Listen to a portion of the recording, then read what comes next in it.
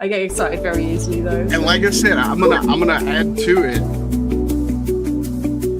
so you can post it as a not a live but an actual video.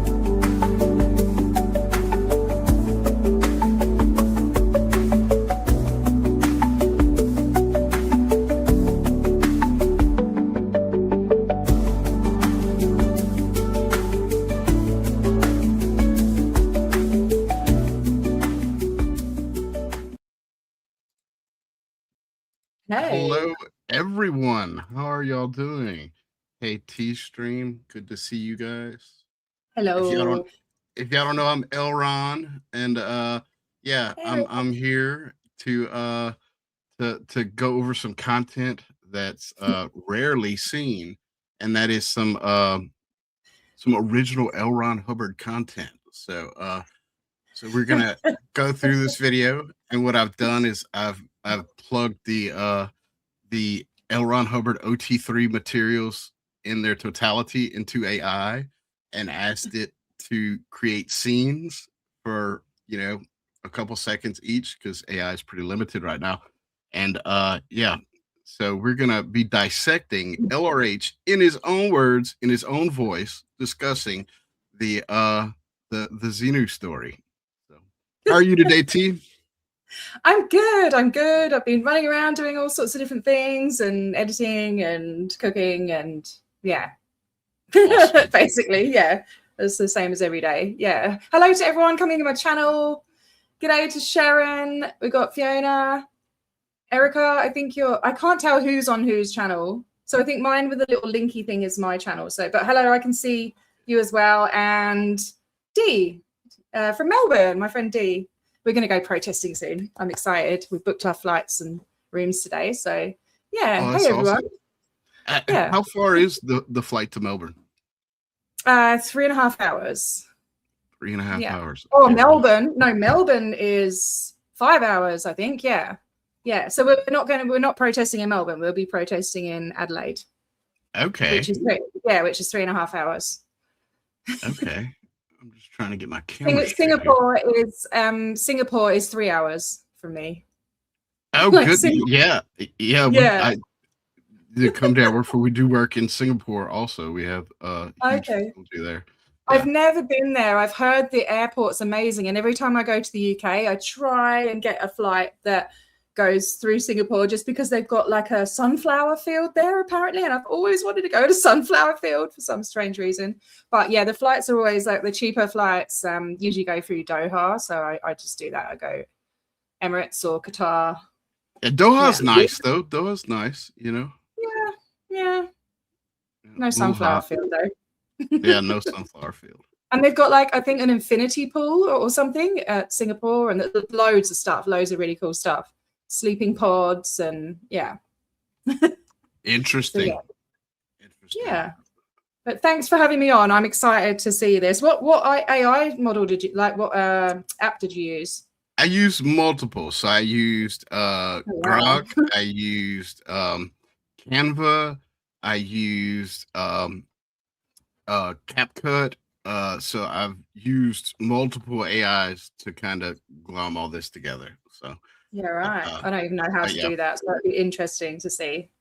Yeah, so it's like 20 minutes of content, but I figure we'll stop and discuss and kind of let people who are unaware, the uninitiated, what L. Ron Hubbard actually means, because there is so much jargon and he uses just so much, absolute jargon in his speech. So yeah, I thought we'd do that. So you ready to go?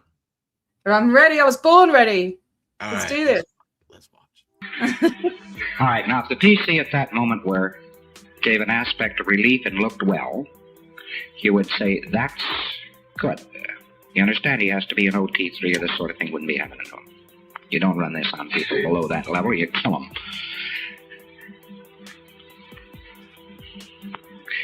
So, he says, yes, oh, that's great. Oh, my God, we're ready.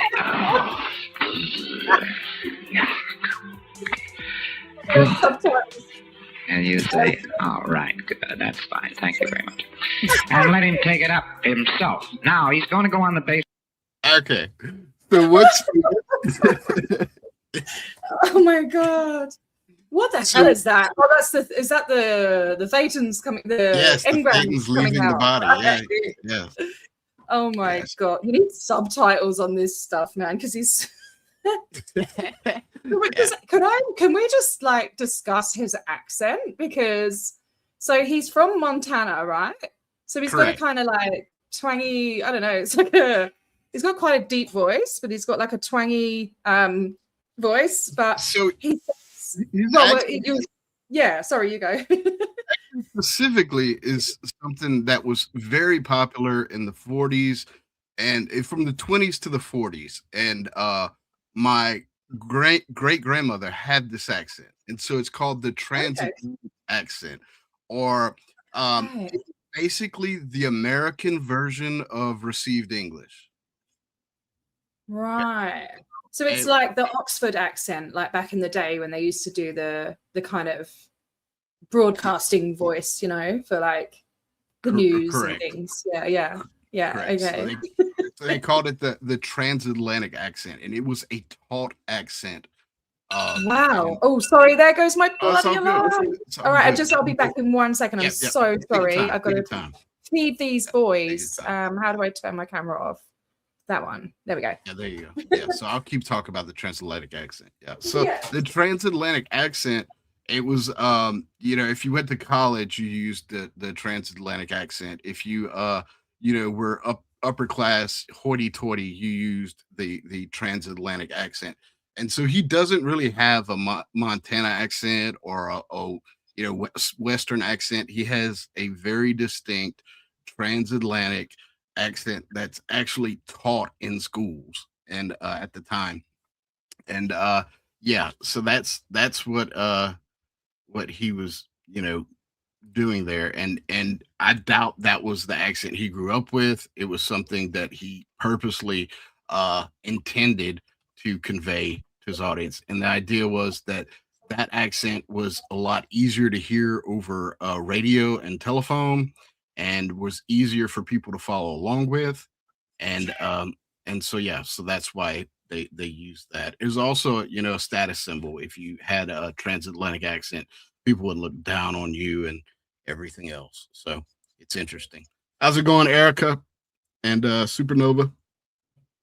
How y'all doing today? So we'll wait for T to get back. She'll be back in just a second. So, and I saw that Crimson, I think, is going live in a little bit too. So I may hang out there for a little bit before I have something to do today. So if you don't follow AZ Crimson, highly recommend it. But yeah, so that's his accent, the transatlantic accent. I got my Captain Davies tears here to keep me going. Ah, there you go. So delicious. And Elron Hubbard will cry at various points in this video, so just heads up. Awesome. But he starts talking about OT3. You have to be healthy, and you don't want to discuss this with an OT3, with anyone below OT3. And so if you want to go into what he means by that. Yeah, and also a PC, he refers to a PC as a pre-clear. So somebody who hasn't reached or attained the level of clear yet, which is before OT3. It's like... Right. Which can take years to get to, and lots of money, and supposed to give you perfect memory and, you're a perfect eyesight, so you can ditch your glasses and all of that. So, yeah. Yeah, perfect recall. Yeah, all that good stuff. So you have to go through all that, or you'll develop severe pneumonia or cancer if you're exposed to this material prior to, going through the proper steps beforehand. So that's and and also another reason for that as well is that in Scientology everything has to be learned on a gradient. So you can't like jump ahead and learn something that's a higher level without following the steps, like you say. So otherwise you're doing it wrong, And Scientology apparently works 100% of the time if the tech is applied properly. If it hasn't worked for you, then you haven't done it properly. So you must follow the gradient. Yes. Your control. it's exactly what it is. And that's like putting this thing together and listening to the story over and over as I was putting it together. I'm just thinking like this is all of this man's neuroses and his You think? and his goal is to transfer those neuroses onto adherents. It is he's doing exactly what he says was done in this story, and that is to transfer all of his neuroses onto his followers, which also happens to be a very significant part of this story. So I thought that was, pretty poetic. And Yeah. yeah. It's just bonkers. I get a better angle. Yeah. I'm gonna go ahead and hit play. Oh yeah, please do. Yeah. Just like they all blew, and I got news for you on a cluster. They don't always all blow. There are 15 of them left. It looked so spectacular to see such a mass and disintegrate and so many of them leave. But there might be some still around. Now you have to finish running the engram out to that degree and run incident 1 on each separate one of them. And they go, but gone. Cleans it up. Because the funny part... So incident 1, you know what he's referring to there? Yeah. The Big Bang. Basically, it's Scientology's version of the Big Bang, the start of it all, like that there was an event in history that started the Big Bang, and all of the Thetans came out from there, and that was the creation of the universe. So that's what he's talking about. Incident 1, he's talking about the Big Bang. Is it? So I thought like so the beginning of humans. So I thought they were already the beginning of like where Thetans came from. Right. But not the beginning of the beginning of the universe. Right. It's the start of everything is incident 1. And the way I've heard it explained by Scientologists is basically the Big Bang. Okay. But when they do OT3, they have to run incident 2 first and then go to 1. It's really weird. Well, he explains it different here, but everything changed. Like Who knows? when Hubbard was still alive, everything changed from like what he says in this video isn't necessarily what they practice today, and so on and so forth. Because they wouldn't have this lecture today. Like, who would they give this to? Yeah. Like they couldn't have this lecture today. So it's pretty interesting. Yeah, this does sound slightly different to the one that I've heard, so I'm wondering if it's the same one. Anyway, we'll find out. They go, but gone. Cleans it up. Because the funny part of it is let us say he had a terrible throat. Couldn't talk, see? And then you found this instance, you dated the thing, you got some substance of what it was all about, and all of a sudden you got this gone, Still going to be left with a bit of a sore throat. You're going to say, well, that's natural. No, it isn't natural. That's the 10 or 15 you left. That's the engram. The engram is still remaining with those few. Now, also, there's a copy. Now, Thetans copy what has just been copied. Thetans copy what has been copied and make copies of the copies. You get the idea. So you get this kind of a thing. The thing came off your back. I thought the Thetans were cute. Like they're pretty cute. This is AI's interpretation of what a Thetan is. Yeah. Well, like what are the headphones? Came off. Gone. But the mass is still there. All right, who's copying the Thetan who just left? That's the trick. Oh, this one is copying it, then there goes that mass. The cross-copying. And you run into a lot of this cross-copying and so on as you try to run this stuff. Got it?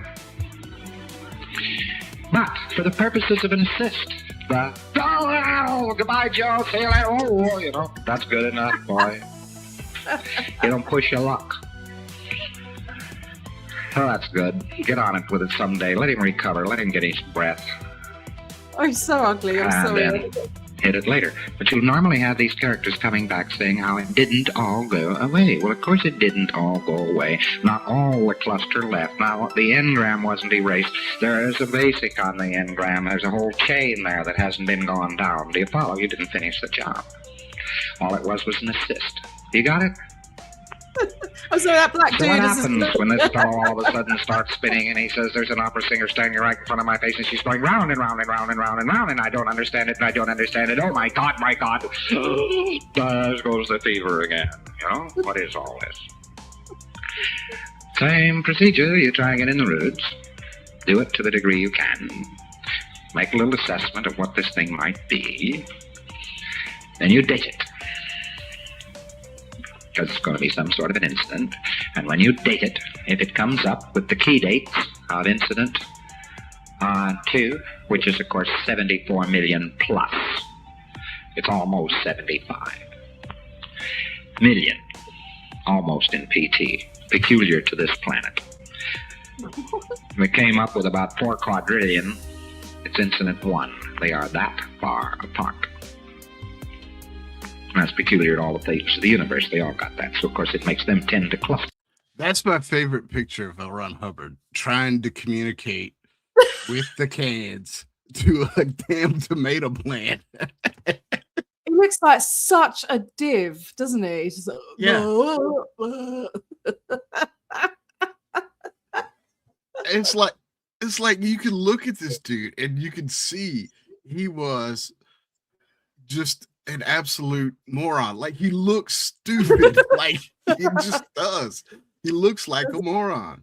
Yeah. There's so much to it, really, though, isn't there? There's like pock marks and the rubbery lips and the frown line. You know, he's done a lot of thinking, a lot of pondering in his life. It's not just some bullshit, crazy shit. Yeah. All of this and like, so they Scientologists pride themselves on being clear communicators, but if like someone off the street, if you played this for him, they'd have no clue what the hell he's saying. But Like, it's not he's just someone off the street. It's Scientologists as well. Yeah. Like many that I've spoken to, they're like, you know, and I listened to 500 hours of him, and I'm like, what the fuck? And I think a lot of it is I mean, this one, if this is the same one that I've heard, he was off his face on a lot of different drugs while he was giving this lecture. So this is his acid trip, you know? Yeah, I think Nibs said they were taking acid and meth at the same time. Well, not meth, but amphetamines and acid at the same time while they were doing the OT3 stuff. Like that's mind altering. But he had John McMasters said that he actually on the ship, because this is when he was on the Apollo, he actually had a drugs chest, you know, a whole chest full of drugs of all different pharmaceuticals. Yeah. So a jolly old time. You know, and later on in the video, like his megalomania comes out, and we'll discuss that. They blow up and go apart and everything works out when you hit so-called incident 1. All right. But it comes under the heading of an assist. And you cool it off to a point of where you can leave it and he can bear it, and that is it. And then he lives to be audited another day. You got it? Those are all assists. Now, it isn't a proper session because you didn't fly the roots for a major action. You didn't fly the roots for contact assist. You didn't fly the roots for a touch assist. You didn't fly the roots for this assessment. You can, by the way, make an assessment after the assessment. You can make an assessment for what it is, and then you can make a little assessment and write down asking the PC questions. Well, what's the content of it? I don't know. Well, just tell me something. Is it an accident? Is it a shock of some sort? Is it and then he's liable to volunteer 1 or 2 items, and you sort of put that. It's not a 1-item list. It'll work out sort of like that. Because it is usually just one thing. But you're not trying to list and null this thing. You're just asking the question. You're writing it down to compare the reads. Do you follow? And if he runs out of it, you can furnish a couple yourself, because he's not, so it violates like hell putting an item on the PC's list. So it isn't really enlisting and nulling action. Do you understand? It's just trying to find some information. So it is an assist. It isn't really a proper session, but you must in all cases carry on and assist with the discipline of the auditor. Don't force the PC, be persuasive, be gentle, keep your TRs in. Do the actions which you can do within the limits of the session. Do you understand it? You're going to run into this character who starts going round and round and round, and they say the helicopter is going to crash, it's going to crash, and you're looking for a helicopter accident. What the hell, it's R6, boy, and nothing else. I don't know, I think for about a day or two. Yeah, so R6 is the incident 2 is the volcanoes. And the Thetans being thrown out of the volcanoes. And R6 is the implant station where all the neuroses were implanted on these people. So that's my understanding from my studies of it. I thought R6 was something they found. Oh no, R6 is the implant, isn't it? It's like a something, but it's not the implant station, because that's a whole different kettle of fish. Right. It's more than one. R6 is where he says they see Jesus Christ crucified and all this other stuff. And he doesn't say that in this video, in this audio, but he does in other audios and other books. Hey Kelly, sorry, just say hello to Kelly. Hello. Hey, is that Kelly? Kelly BC. How you doing? Yeah. Okay. Yeah. She's awesome. It takes this helicopter to crash in R6.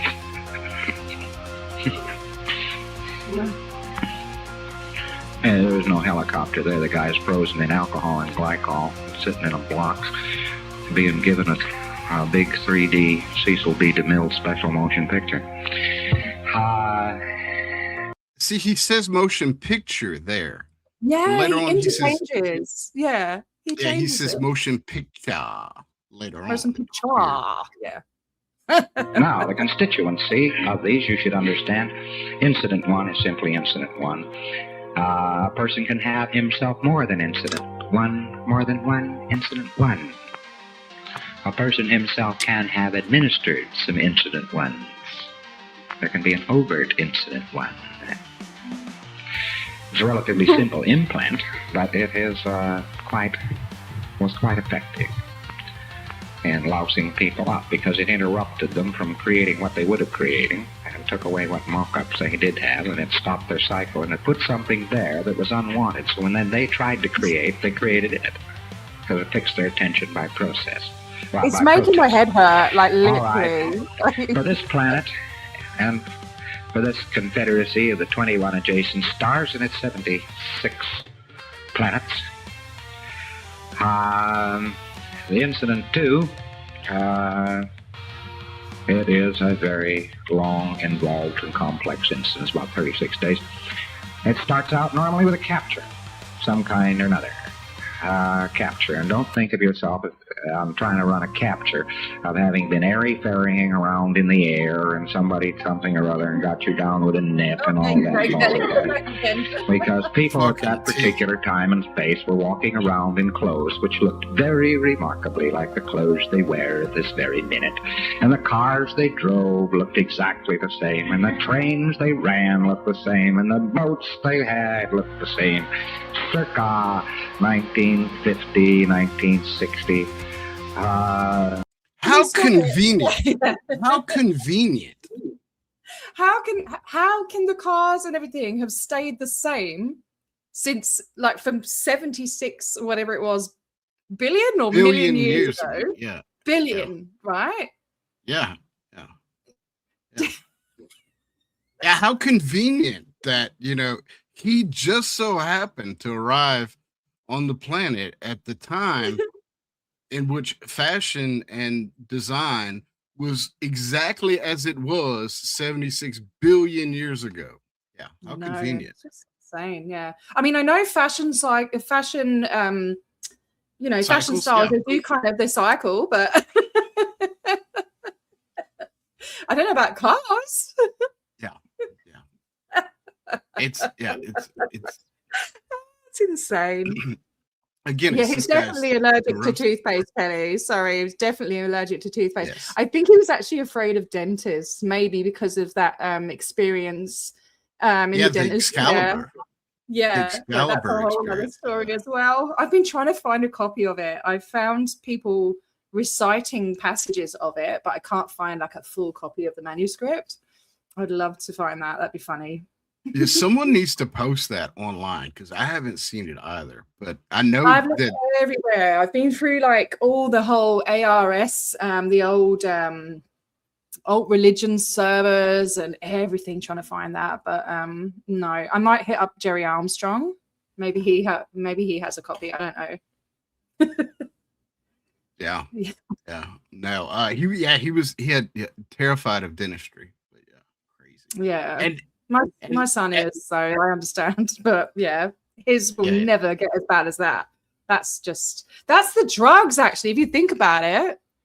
There used to be a guy that went to the college that I went to, and he was like, in the past, he used to love doing ecstasy, and he would just chew them, and all of his teeth were like, I don't know, they were like, there was like an arch missing where he was chewing. I don't even know how you could do that. Like, well, amphetamines, like people who use amphetamines, are notorious for having, dental issues. So yeah. and as we go along, there's going to be a lot more AI stuff later on. It's kind of hard to work it in early, so there'll be fewer clips of him and more AI stuff as we go along. Yeah, and the smoking as well. Yeah, Kelly. Yes, yeah. And what he said on the Apollo, that cancer didn't come from smoking; it was from not smoking enough. Yes. Yes. And then I've actually had, somebody actually I put that up and somebody goes, Elron Hubbard doesn't even smoke. And I went, what? Yeah, every picture he has a cigarette in his hand. It's crazy. But they didn't believe me because I think they're like doctoring the photos, and trying to make his image, or they've actually doctored some of the images with his teeth and stuff. And I said, you're kidding me, right? And actually you've just reminded me, I need to make that short. I've actually got a video of him walking along and he puts a cigar in his mouth and he smokes it. And I'm going to have that in the background. I've got the audio of him saying that. So, and then I'll be like, yep, there you go. Here's your proof. And they'll just go, oh, it's AI. My favorite one is whenever he's in that interview in one of the ports, and it was a BBC guy got a hold of him. I think it was in the Caribbean, and asked him about Sarah Northrop, his second wife. And he said, I never had a second wife. Yeah. That makes no sense, because like if you admit to your first wife, then your current wife would be your second wife. Like, yeah, exactly. It doesn't make any sense at all, does it? So it's so weird. Yeah, so you've had a first and a third wife, but not a second wife. Like, what are you on, dude? He's off his head, isn't he? Absolutely off his head. Nation has simply copied R6 100% because they were told to. And they walked down streets that looked like these streets and lived in houses that looked like these houses and so on. That's what the hell. And there was quite a bit of huffle-luffle and then upset. Yeah, so this clip here is the entire story reduced down to like 3 seconds or whatever. So that's Xenu in the middle. That when you plug in the entire OT3 materials handwritten, this is what it comes up with. And so on. Before R6 took place, what it was the loyal officers were the body, the elected body. They called them the loyal officers. They were there to protect the populations and so forth. And they had elected a fellow by the name of Xenu. Could be spelled Xemu, to the supreme ruler. And they were about to unelect him. And he took the last moments he had in office to really goof the floof. Yes, I don't blame you for dropping something. And he took these last moments to really upset it. He, of course, had several key birds who were close to him. He was a suppressive, banned all suppressives. He got these administrators and so on and heads of planets in various positions and places. He picked out all the cowboys in the white hat, and he got rid of them first fast, and then troops, not knowing what the hell they were doing, but fed all kinds of false orders, were fed in against the population to pick them up, one after the other. One of the mechanisms they used was to tell them to come in for an income tax investigation. And the United States just copies income tax. They're just R6. They're a bunch of dramatizing psychotics. So the reason the IRS exists and the reason we now have tax audits is because 76 million years ago, an alien named Xenu called his population in for tax audits. Okay then. Alrighty then. Oh shit! You just it's absurd. Yeah, none of it makes any sense. Yeah, ruler. My son actually, he thinks it's so funny because we've listened to this together for a laugh. He thinks it's hilarious. He was just telling his mate about the Xenu story actually, and he started saying it, and he was going ruler. And then we were out in the car, and we were in the car, and we were like in a bit of a traffic jam, and he goes, "Oh look, Mum, a Land Cruiser." That's awesome. Oh goodness. It's so funny. Yeah. Oh, thanks, Kelly. We're I appreciate that. Yeah. So in they went, and the troops started slaughtering them, and then the troops, of course, were ordered out to get a hold of certain bodies of renegade troops, which were ordered to get certain bodies of bad troops, and they shot each other up and implanted each other and wiped it out. They were making billiard balls out of these places. They were imported. They were actually... The trick was to shoot somebody, disable somebody, very often a needle into a lung, and at the same time to hit him with frozen alcohol and glycol, which preparation is guaranteed to pick up a bait. All he had to do was pick him up and put him in a refrigerator, and they had him, boy. As he tried to exteriorize from the body, there he was, frozen. And they threw him into collection points, boxed them up in boxes, threw them into space planes, which are the exact DC-8s. The DC-8 airplane is the exact copy of the space plane of that day. And no difference, except the DC-8 had fans, propellers on it, and the space plane didn't. And they threw them into refrigerated units and so on, in view of the fact that Einstein was absolutely right.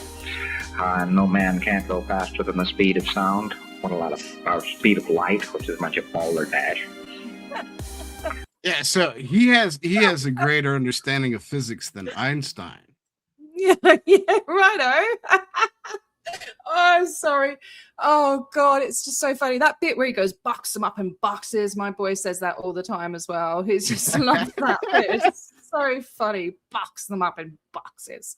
Why does he say it like that? I don't know. And it's it's just unfathomable that he was able to get so far and become so influential that all of these crazy ideas that are his neuroses, tens of thousands of people believe in. Like it's really astonishing. Yeah, well, I mean, not I think it was easier to get to O3 back at the time, like earlier. It's hard. I think around is either 10 or 5% of Scientologists actually reach OT3. So when people are going out protesting and talking about Xenu, they don't actually know what they're talking about. So, yeah, it's I mean, maybe they were all on acid as well. I don't know. This was 1967, I think. I think it was. Leah Remini says, so Paul Haggis says, whenever they put this in front of him, he's like, is this an insanity test? Like, if I believe this shit, do you kick me out? Like, then Leah Remini was like, what the hell, man? Like, what is this? What is this? Yeah. Yeah. A lot of people are like that. And then it's the what's it called? Sunk cost fallacy. What's it called? Sunk cost fallacy. Yeah. So like, you committed all these years and all of this money, all this time and everything into getting to this point. And he does have his cop-out policy where he says, you know, what's true for you is true for you, and you can believe which bits you want and not believe whatever you don't want to. And so they're like, oh yeah, well maybe like the next level it'll make sense, you know. So they keep going, but well, a non-significant amount of them get to OT3 and then voluntarily drop the body. There's been several in the past couple of years who, when they got to OT3, have chosen to drop their own body. And I'm not going to say the word because of the algorithm. It can definitely put you into psychosis. You're just like, what the hell? I think one of the recent ones was a Spanish multimillionaire. He got to OT3 and then crazy. If you have from the planet Cultus, if you have any details, running the engram out. Yeah, I'll look it up. I'll see if I can find it again, and I'll send it to you. I'd love to know about that because I've only heard of that once. It's more like people when they get right up to OT8 and then they get cancer and stuff. You know, they're like, his eyes look like one after the other. One of the mechanisms they use. Move back a little. I like that bit too. Which preparation is guaranteed to pick up a thing. All they had to do was pick him up and put him in a refrigerator, and they had him, boy. As he tried to exteriorize from the body, there he was, frozen. And they threw him into collection points, boxed them up in boxes, threw them into space planes, which are the exact DC-8s. The DC-8 airplane is the exact copy of the space plane of that day. And no difference, except the DC-8 had fans. Propellers on it, and the space plane didn't. And they threw them into refrigerated units and so on, in view of the fact that Einstein was absolutely right.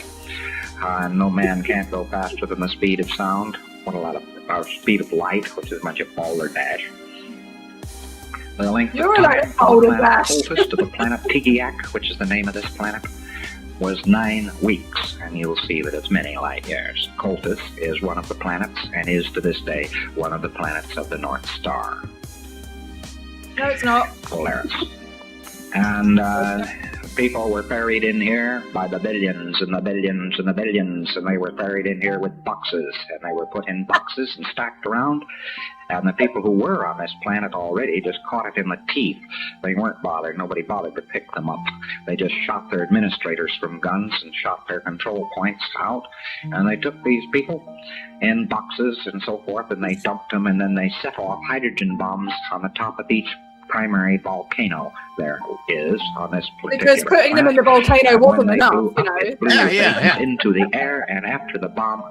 So he takes the popsicle people, puts them in volcanoes. That wasn't enough to destroy them. So they hit them with atom bombs. And then their disembodied spirits went into the atmosphere. Like, it's, Can I just point out as well? Oh, sorry. I didn't mean to interrupt. It just seems excessive. He be doing too much. Like, that just seems excessive. Like, why you gotta bomb the volcano? Yeah, try 300,000, Kelly, to get to that bit.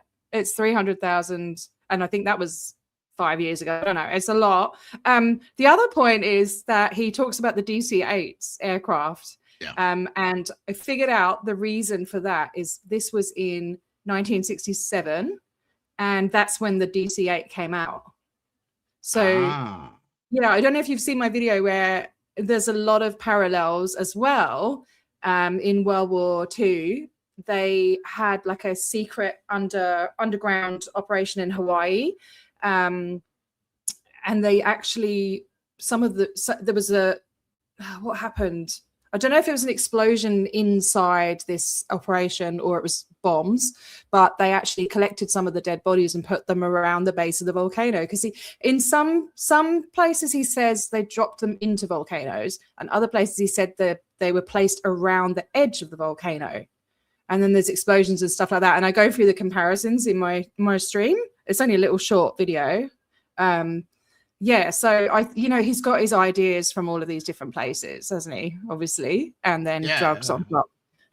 It's like like dreams are made up of things you've been through, things that you're thinking of, things you've watched on TV, and feelings and all of that. It's like all of that all mixed up with a load of LSD and meth and like everything. Yeah, yeah. It's insane.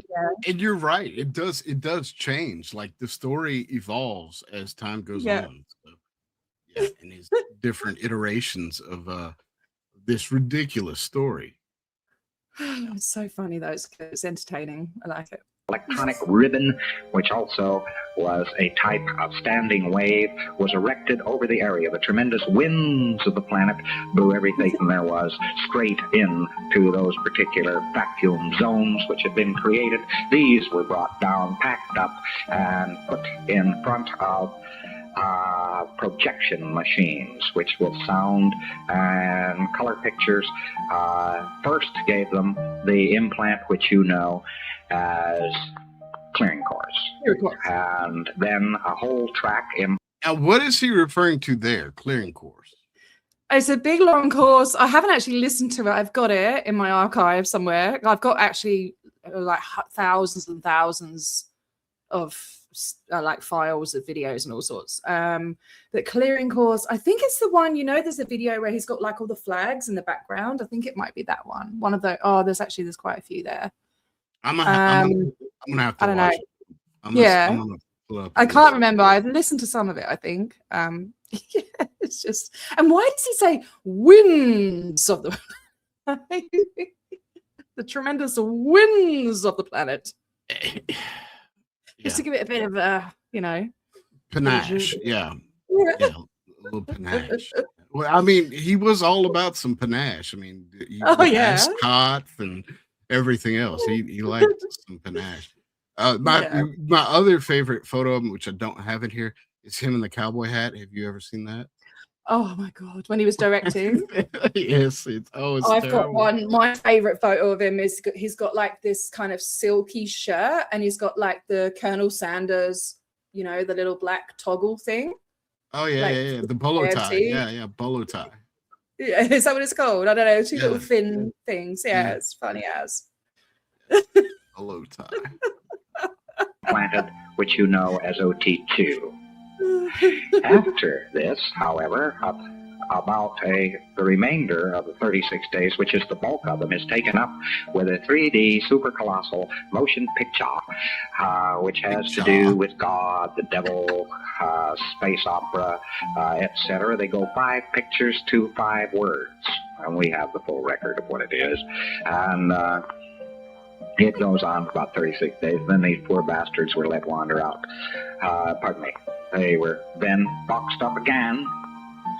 Boxed up again. Were mixed, so that there were 2 assembly areas. One was Las Palmas, and the other was Hawaii. And in these 2 assembly areas, they took samples from each volcano area and put it in little boxes. They had an assembly line, and at Las Palmas, it runs down the main street of Las Palmas. We've had more damned accidents on that main street. That's actually a car accident from last week on Main Street in Las Palmas. But like the aliens had pretty good, you know, taste in real estate. Like Las Palmas is beautiful and Hawaii is beautiful, and those just so happen to be places, you know, that Elron was familiar with. So yeah. But there's a whole if you look at the whole handwritten the whole of the OT3 material, there's 2 like lists of volcanoes. There's many volcanoes. Like I think you have to run each one or whatever. Like it's just And what was the other thing I was going to say? Damn it! No, it's gone. It'll come back. Squirrel. One of our captains was feeling rather queasy until I told her, well, the old assembly line of R6 is just 25 feet from you as you lie here on the slipway. That blew the charge. The entirety of Roman Catholicism, the devil, all of this sort of thing, that is all part of R6. Practically anything you think of, all modern theaters in actual fact are built with the exact symbols shown for them in R6. They even have the symbol on the boxes on the side of the theater. They preserve those to this day. It's so indelible. They're not. I'm still can't figure out I'm what lost. what is he talking about? I'm completely lost. I don't know what symbols Yeah. of the symbols of the. It would have to be the symbols of the, like, the brand of the implant. Like, I don't know. I don't get it. I don't understand. Like, I I've don't never understand. seen symbols to the left and right of the entrances of a theater other than to say like entrance. Like, what is he talking about? Like, yeah, it's just, yeah, exactly, gobbledygook. Yeah, that's Gobbledygook. exactly what it is. Quite right, but they still know that there's supposed to be a design on those boxes at the side of. It says obsession with boxes, man. He I know, loves and some I love boxes. the way he says it. It's awesome. So The funny. audience to the left and right, and so on. There's supposed to be a certain gold gilt design over there, and they still put it there. And in the thing, there are about 4 or 5 assignments of who did it. There are about 4 or 5 different things that might have done it. It's blamed on one of these things this time and another thing that time, and so on. So people were confused as to what was the true cause of the entire thing. After they were packaged up, they were blown off into space and let them go to hell. These planets averaged 178 billion human beings per planet. 178 billion. There were 250 billion on this planet. The name of this planet was Tigiak, and this is known as the bomb place, and this is the evil place. This is the place where they all got smashed. You wonder today where you see large areas of where the alleged volcanic action has been. Those are R6 explosions, the remains of them. If you go down through many layers of civilizations archaeologically, you come to green glass. No, you don't. No, He's no, talking you about don't. the Wizard of Oz. Yeah, Is he no, talking you about don't. the Wizard of Oz or something? But if you look at those numbers, what did he say? 138 billion per planet, and there were 76 planets, and he brought them all here. Yeah, yeah. Like, how? Yeah. Like, what? Yeah, no. Evidently, math wasn't his strong suit either. Like, the amount of time it would take to transfer that many people. Like, yeah, It's a lot of DT8s. A lot. Yeah, a lot of DT8s. A lot of boxes. Now, to get rid of the whole damn thing, it is only necessary to run Incident 1, really, in most cases, which runs out the whole track because the fellow realizes he's mucking it up, and he knocks it off, and that is that. But Incident 2 has a volcanic explosion, which follows the actual explosion as its picture, and it's very tricked up, so that you actually a bunch of Thetans and they get bombed. That is one. That is one of the. It's wild. That is one of the explosions that is shown, and there are several explosions shown in sequence. So actually, what happened was there's the real explosion, which is the guy's boxed up in a box, or he is walking around, or some of the loyal officers that were caught here and so on were chained on the top of buildings and so on. So when the bomb hit, why, they would be flicked off into the fantastic hundreds of mile an hour, thousands of mile an hour winds of a gross, complete atomic explosion all over the planet. And they were whirled in these terrific winds and so on. Everybody on the planet was killed. And about 3 days afterwards is actually when the implanter started operating. They had it all rigged to operate. And then, to make a long story short, you can easily get into one of the false explosions. There's the fairy queen, the fairy palace. So it's supposed to be a fairy palace. Dive down So lost. to save somebody because there's been an explosion. So that's all phony. So there's. It's just stream of consciousness. Like, he's just he's got just it's like a schizophrenic. It's almost like reading. Like, I don't know. I don't know. I came across someone who had something going on Instagram the other day, and it was like these rants of like a sentence about something and then a sentence about something else, and then this is connected, but it's not. And it just doesn't make any sense. I don't know what he is talking about at the moment. I have no clue. And then when he says, oh, really, you only need to run incident 1. And then he says, because you can just say that you're mocking it all up and then you can write it off. Like, what? Like, what? I don't understand. Do you know what we need to do is put it through ChatGPT or something and get ChatGPT to summarize it and explain it and see what they say, what it says.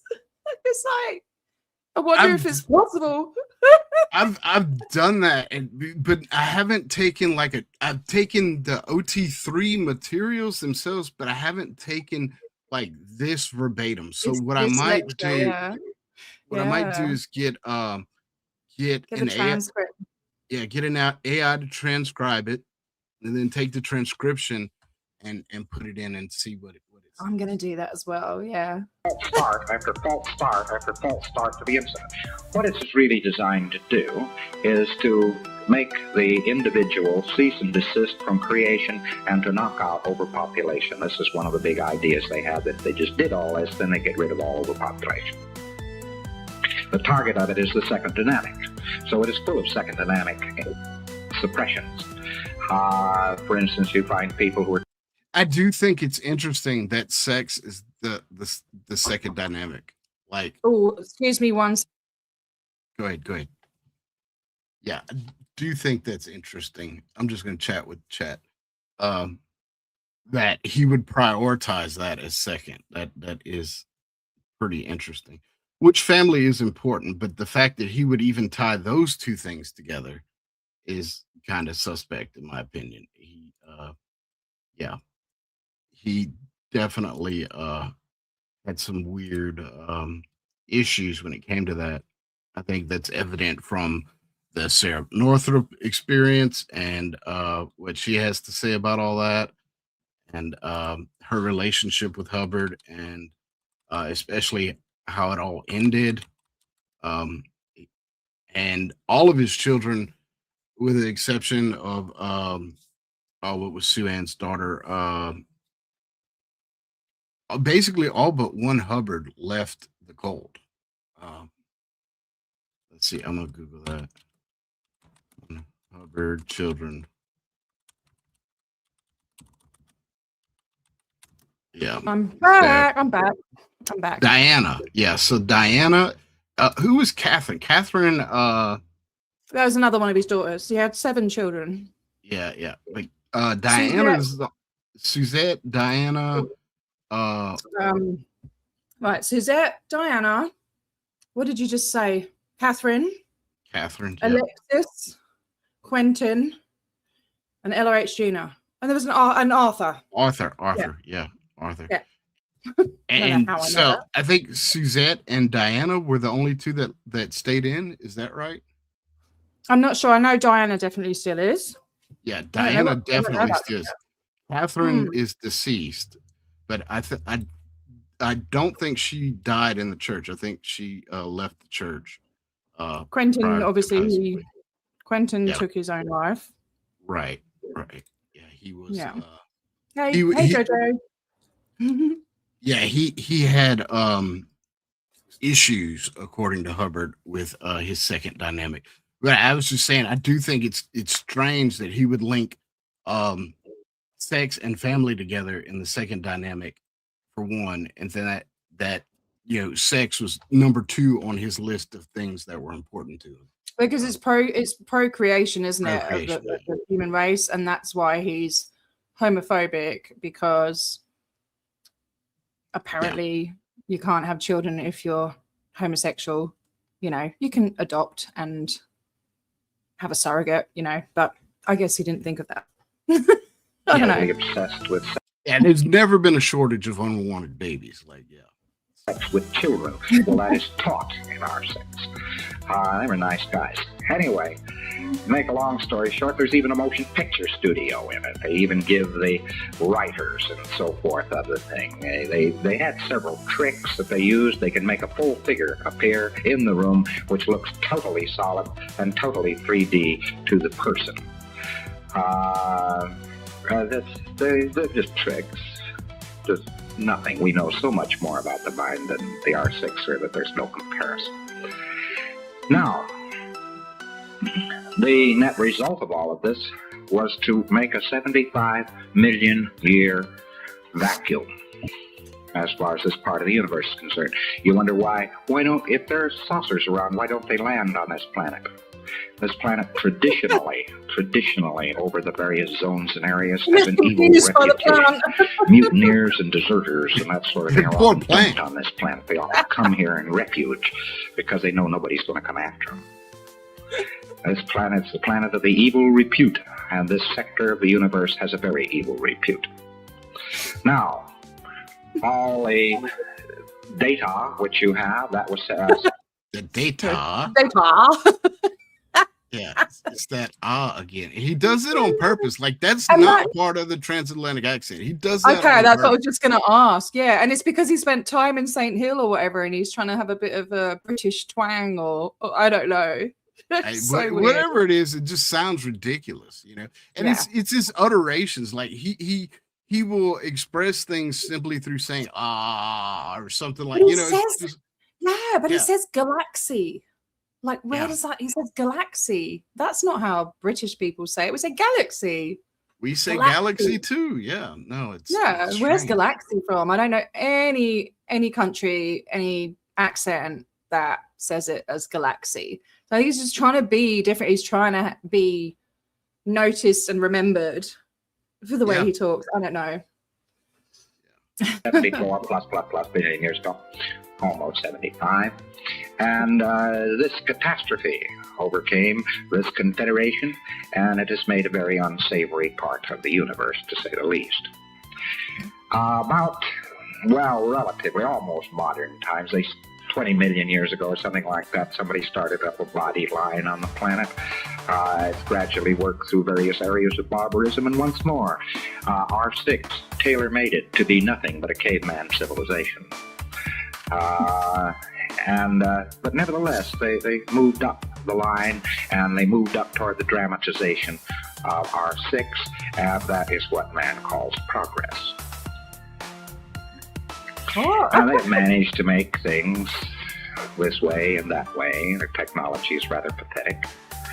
But they moved up the line until there is some possibility of establishing communication with regard to the activity.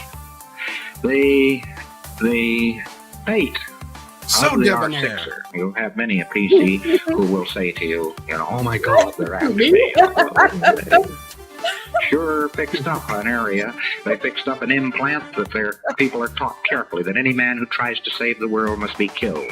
He must be mobbed and hanged. Any man who tries to save the world. So I, of course, shifted our valence over to a more optimum R6 valence. The whole population of the planet responds like a clock to R6 symbols. They respond to nothing else. They do not respond to reason, they only respond to R6 symbols. So you occupy the wrong symbol, and people begin to think of you as a person who is going to save the planet, then one and all are more or less under orders to slaughter you. Oh, Jesus. Well, they booby-trapped it. They booby-trapped it very badly.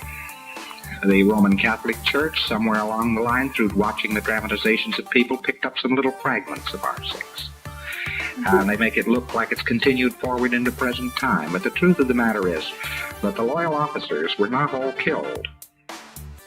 Xenu missed. And they were not all killed, not by a long way. Although the civilization was battered, it still had weapons, it still had transport, it still had some semblance of organization, and the loyal officers who were at remote bases, who were airborne at the time, who somehow or another on other planets were not affected, suddenly turned around right after this great catastrophe, and the administrators and renegades which Xenu had brought in were not very effective, and a firefight ensued which put the finishing touches on the Galactic Confederation.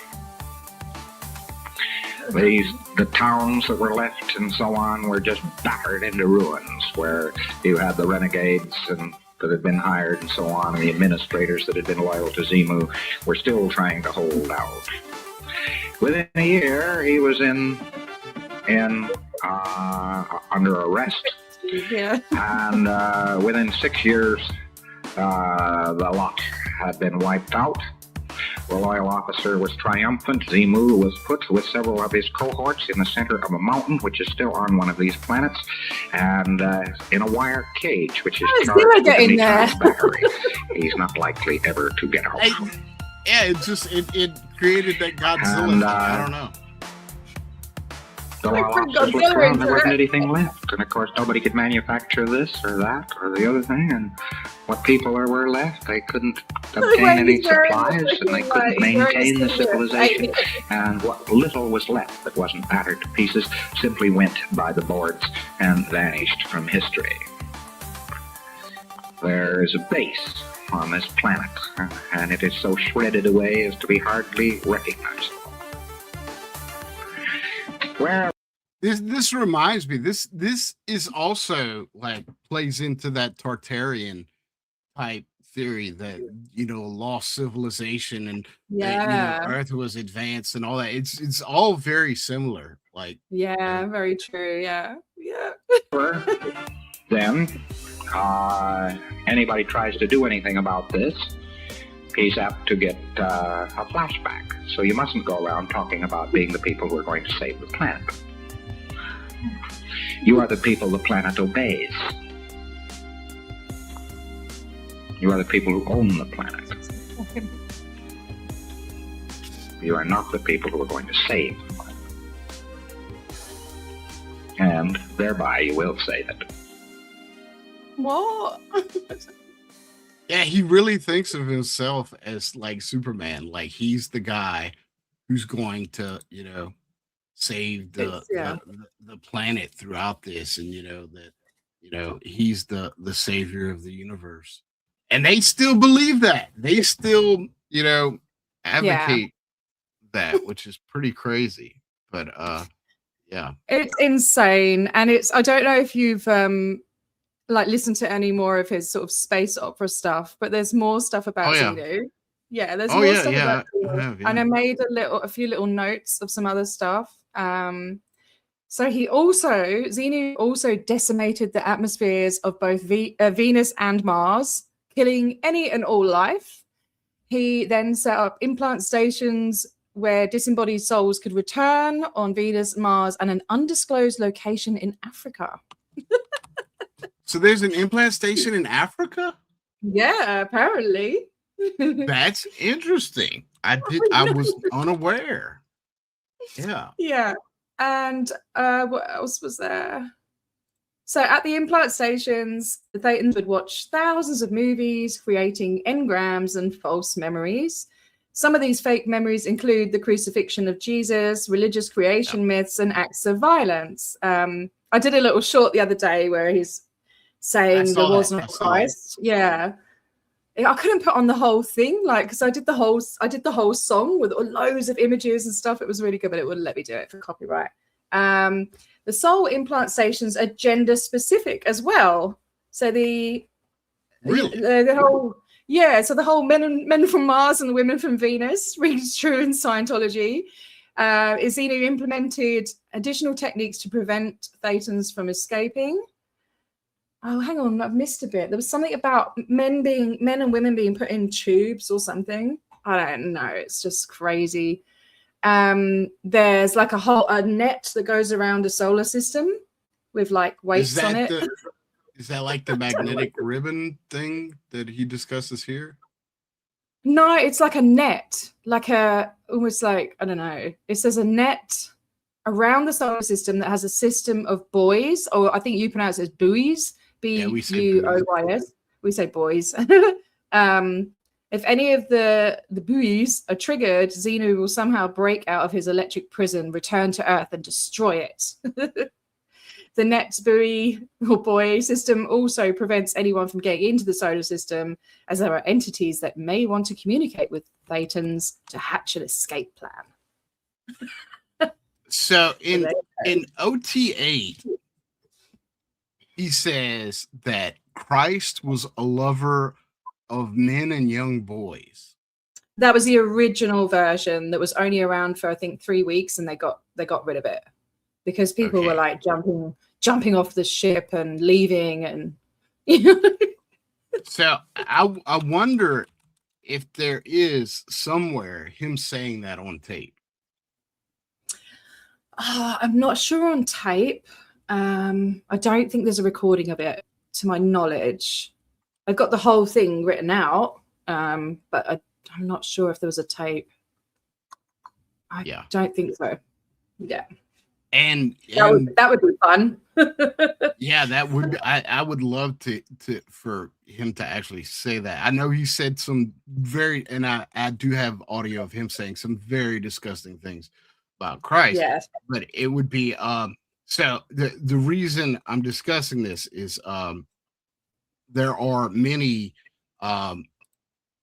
Scientologists in conservative circles trying to make their way into U.S. conservative politics, and one thing that they're doing is they're saying that they are Christians, or in the case of John Mappin, that he wants to convert to Catholicism while still being a Scientologist, and so he pretended on Twitter like he was willing to discuss it with me, and he was up until I brought up the OT8 materials. Then you were talking with John Mappin? Yes, I was. What? Oh my god! Like he's been in with King Charles and stuff, hasn't he? Yes, he has. Yes. Wow, that's really interesting. Oh my god! Wow. He's also on page 36 of Jeffrey Epstein's Little Black Book. Yeah. So yeah, I saw that guy there. But he is a full bent Scientologist. He is trying to infiltrate, through TPUK influence and get Scientology a foothold into conservative U.S. politics, and he's using TPUK to do that, in my estimation. So yes. So as is Trish Duggan. Trish Duggan is trying to. She's right up Trump's ass anyway. She sent a poem. One of my friend's brothers is in Scientology, and he's a Scottish guy, and he had a really, really beautiful Scottish poem. And Trish was like, he asked Trish. He said, "Oh, can you send it to Trump?" Because she goes, "Oh yeah, he would love that. He would love it. I'll send it to him. He'll get there in about 2 days." Like, oh wow, yeah. Now, yeah. I think Mappin is more dangerous than her, actually, because I believe that she's going to be more measured in how she goes about things. I don't think John Mappin is. I think that dude is crazy, is wanting to, infiltrate from the inside. Like money will get you influence, but like having an organization, like a grassroots organization behind you and underneath what you're doing, especially because in the US, conservatives really lack a whole lot of grassroots organizing. So if he can infiltrate his way into TPUSA and start influencing things, and also Grant Cardone's doing the same. Yeah. They could be significantly more influential than even Trish Duggan with her billions of dollars. I think I think there was evidence that Charlie Kirk had done some Scientology, and then his wife, after his passing, apparently got the loss of life auditing to like help you grieving or something. Are you serious? Yeah. Where is that? Yeah, I don't remember. I have to find it. But yeah, apparently they were being influenced and did a few courses with Scientology. Yeah. I don't remember where I saw it. It'll probably be in my in one of my folders somewhere, one of my many folders. But I discovered that a few weeks ago. Yeah. Yeah, I know that Charlie had toured some Scientology facilities. But I think that was more he's trying to get money from John Mappin and Trish Duggan, and so you would go, but not necessarily buy into it. I don't believe for a moment that Charlie Kirk was a Scientologist. Yeah, that's why I haven't put anything up. I like to really verify things. I like to be accurate with what I say. So, yeah. And I just thought, like, you know, that's America. I've got enough of my, like, I'm trying to focus on Australia, but, you know. Yeah, Charlie Kirk, if nothing else, he even, you know, his critics would say he full-heartedly believed what he was saying. Oh, and, yeah. And, you know, I would find it incredibly difficult to believe that he was a Scientologist. Now, I'm not saying he wasn't playing footsie with them for money, that, you know, for his organization. Yeah, I don't think he would be a full-blown. He wouldn't be a full-blown one. I mean, you can dabble in it, can't you? Right. Yeah, and that Erica Kirk thing, that would be that if we can find information. I'll try and find it, man. It was on where was it? It wasn't, it might have been Julian Dory or something like that. I don't know. I will look for it. Yeah. Because that's was it Candace Owens that said it? Because I don't believe anything that chick says. Yeah, I don't think so. Maybe it was actually, or it was somebody watching her saying something and then something from somewhere else. I don't know. I'll find it. If I find it, I'll send it to you. Yeah, Candace is definitely not a reputable source. I mean, she's basically trying to say that Charlie was assassinated by, you know, foreign actors, and like there's absolutely no proof for any of that. And so she seems to be making some very extravagant claims without any evidence. So or based entirely on conjecture. And so everything she says I take with a grain of salt. But you did pique my interest in that. I will check that out. Who do you think assassinated him? Oh, I think it was the Robinson kid, Tyler Robinson. I think that guy killed him. I think that guy had he was in a relationship with a trans woman, and I think Charlie's rhetoric upset him, and I think that's why he did it. Every indication we have is that was his motivation, you know. So, yeah. I don't know. Yeah, it's just there's going to be a long, drawn out court debate and everything else, but okay, and we'll find out. But I that's everything that I see so far is pointing in that direction strongly. Yeah, you know. Yeah. I know you're a logical person. Yeah. Well, I try. Look, you know, I try to always be reasonable. I try to always step back and look at things and say, okay, what is the reasonable take? Yeah, same. You know, regarding this, you know, like objectively as well. Right. Yeah. So, and you're wrong every now and then, but everyone's wrong every now and then. But yeah, no one's perfect. Yep. But yeah, impossible. But T, it's been great. I think we did a great episode. Yeah, it was fun. Hey, Julie, how you going? Yeah, Julie, we might do something. Hey, Julie, what's going on?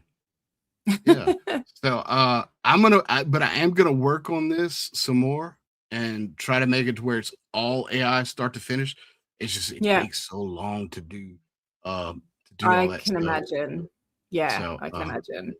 I wish AI. Well, it will be better in the future, but like I wish you could get like what you have in your head onto video. Yeah. I'm sure that will happen at some point. And you can with the prompts, but you're limited to like 3 or 4 seconds per clip. So you have to break it down into chunks. So by the time you get a 26, I think there's 26 or 28 minutes, it'll have to be, you know, hundreds of clips. It'd be weird. And how to get it following on seamlessly as well. It'd just be, I don't know. I don't know how people do it. It'd be darn near impossible. But I do plan on animating like every frame that is just him. I plan on animating him and maybe get him mouthing the words that are are coming across the street. I've tried to do that, and I look at a lot of the old school videos and I'm like, how can I get the lips to move to what is being said? I think one of the ways you can do it is actually record your mouth or someone else's mouth saying it, and then do a mask and just have the lips, do you know what I mean, like that on their face. Like, I've seen that, it looks quite good. Yeah, I'm gonna have to check that out. Yeah. That's the easiest way, I reckon. So but I am gonna continue working on it in my spare time, and I'll give you a link so you can release it on your channel. Yeah, sweet. We've got exclusive access to the Elron Hoyabembe version of the Xenu story. So, oh my god. But yeah, like I said, it just, the whole thing is just crazy. Like, it's bonkers. I love his space opera. I find it hilarious. I've got quite a few videos of the weird stuff on my channel, so I might put some in the link actually afterwards. I'll put it in the description, and I'll put that one in with the comparison from the, like, where he's got some of the bits of the story for, like, the volcano thing in Hawaii. Yeah, it's just it's insane. I can't imagine being his wife. Can you imagine? Like, how did she put up with it? I think they were apart a lot of the time, though, to be fair. You would have to be.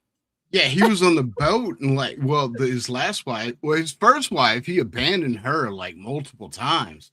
Yeah. And his second wife, he abandoned her and took the daughter and went to Cuba. Oh, that was terrible. Yeah, that whole incident. So he abandoned Sarah Northrop, who he was still married to his first wife, whenever he married her. So he committed bigamy. And then Sue Ann, she was in California or Florida, and he was on the boat for most of the time. Then whenever he came back, she was in jail because of Operation Snow White. So I mean, it's not like they had a very close marriage. They were pretty much estranged for the entirety of it. And I do trust what Janice Gillum Grady says about, he didn't mess with any of the girls, and I do believe her when she says that. I've never heard him. I think I've heard one story of him being inappropriate with one of the messengers, but I don't know whether to believe that or not. Yeah, one person has accused. I don't know. I'm not sure who it was. Apparently, there's one person that accused him of grape. But I think I found that person, and it didn't specifically say that it was him. They described what the person looked like, and it was similar to him. So, like, maybe, I don't know, but yeah. But I think he was more into little boys, to be honest with you, with some of the stuff that, like, Mission Earth, and there was another reference. There's been a couple of references. Yeah, I won't talk about it. It's too. It's in the middle of the day here, so I'm like, it's too graphic for YouTube anyway. But it's 4:45 in the afternoon. Actually, wow, where did the day go? I was up at 6 a.m. and then it's just gone.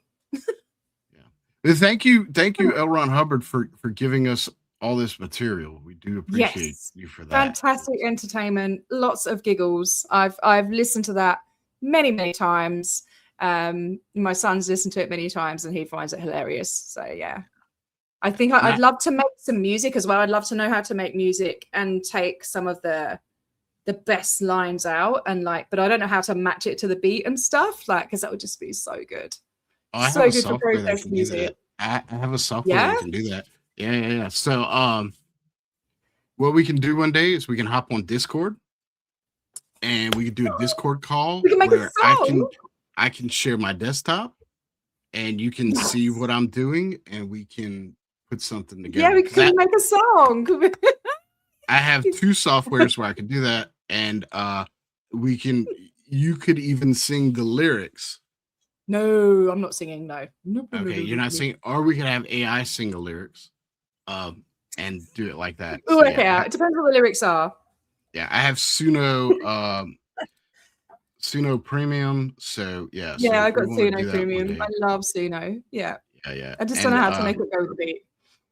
And CapCut, I have CapCut too, which is helpful. Yeah, same. Yeah, I love CapCut. Yeah. Me too. Me too. So. All right, I better hop off anyway. Yeah, me too. Me too. It's been great. Thank you so much for doing this with me. It's been a fun ride. Having me. It was fun. Yeah, I can't wait to see it when it's done properly. Yep. Have a good one too. Yeah, and make sure you subscribe to Elron Hoyabembe. There's somebody coming in the door, and I will put some links to other things. All right, I've got to go. I've got to go. All right, great. I'll see you guys. All right, see you later. Bye. All right, bye everybody. Bye.